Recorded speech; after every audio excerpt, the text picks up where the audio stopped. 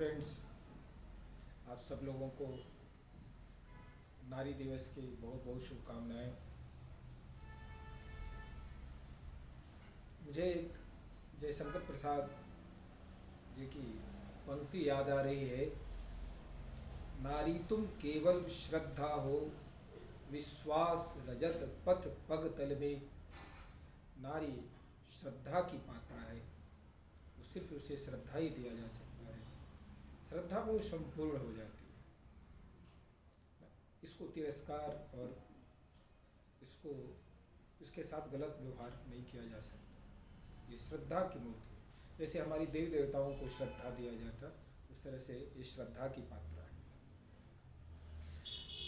हमारा समाज अगर पहले की अपेक्षा कम बलशाली दिख रहा, कहीं न कहीं कमज़ोर दिख रहा, तो उसका कारण ये है कि हमारे समाज में नारी का अस्तित्व गिरता जा रहा है। पुरुष नारी को वो श्रद्धा, वो विश्वास नहीं दे पा रहे जो देने की ज़रूरत है।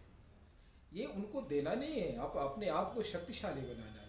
समाज का आधा भाग अगर कमज़ोर होगा तो ये समाज कभी भी संपूर्ण नहीं हो सकता और शक्तिशाली और सशक्त नहीं हो सकता। तो पुरुषों का दायित्व है कि नारी को श्रद्धा दें, उनको इज्जत दें, तब वो शक्तिशाली बनेंगे। साथ में ही नारी भी अपने स्वरूप में रहे। नारी अपने अधिकार की मांग करे कहाँ जहाँ हो, लेकिन अधिकार से ज़्यादा उसका समर्पण का भाव होना चाहिए। नारी जब अपने स्वरूप में होती है, जब अपने पातिव्रत्य में होती है, तो त्रिदेवों को भी शिशु बना लेती है। वो अपने सामने यमराज का पीछा करते हुए अपने पति को यमराज से छुड़ा लेती है। समर्पण तो उसका ऐसा है कि अपने पति के वचन की रक्षा के लिए काशी के बाजार में अपने आप को बेच देती है। आप जानते हैं हरिश्चंद्र की कहानी। उनकी पत्नी ने उनकी शब्दों की रक्षा के लिए अपने को काशी के बाजार में बेच दिया। अगर वो अपने स्वरूप में रहे तो सबला है, अबला नहीं है, लेकिन उसे अपने स्वरूप में रहना भी बहुत ज़रूरी है।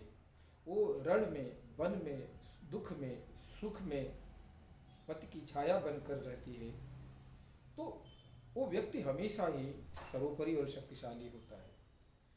नारियों ने तो अपने समर्पण का अजीब सा उदाहरण प्रस्तुत किया है। ये अपने कोमल उंगली को रथ के चक्के की कील बना करके और असुरों के सामने अपने पति को जिताई है। आप जानते हैं महाराज दशरथ की कहानी। कैकेयी ने अपने उंगली को कील का, रथ का कील बना दिया। अगर ये अपने स्वरूप में रहती है तो इसके सामने 10,000 हाथी के बल वाला दुशासन भी निर्बल हो जाता है और साड़ी भी नहीं खींच पाता। वो ईश्वर को अपने अंदर अंगीभूत कर लेती है। ये नारी के अपना स्वरूप का बल है। उसको कुछ बनना नहीं है, वो जो है उसी में रहे तो खुद ही शक्तिशाली है।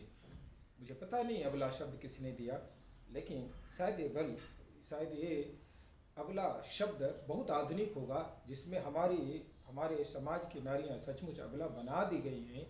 ना वो अपने स्वरूप में रह पा रही हैं और नहीं हम उन्हें स्वरूप में रहने दे रहे हैं, ना उन्हें उनकी यथोचित श्रद्धा दे पा रहे हैं। इन सब की ज़रूरत है इस समाज को शक्तिशाली बनाने के लिए।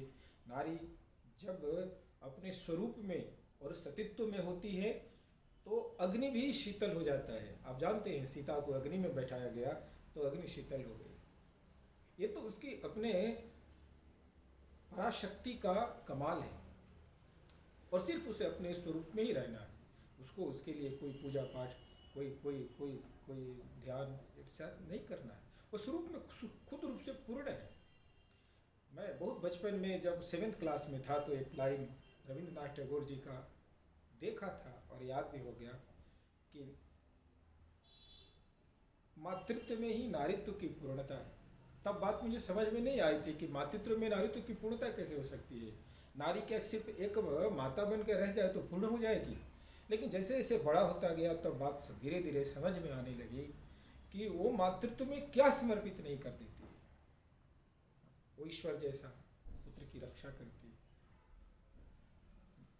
वो हर तरह से जो एक बहुत अच्छे आदमी के जितने जितने गुण हैं, समर्पण है, रक्षा है, ईश्वर जैसा अपने बच्चे का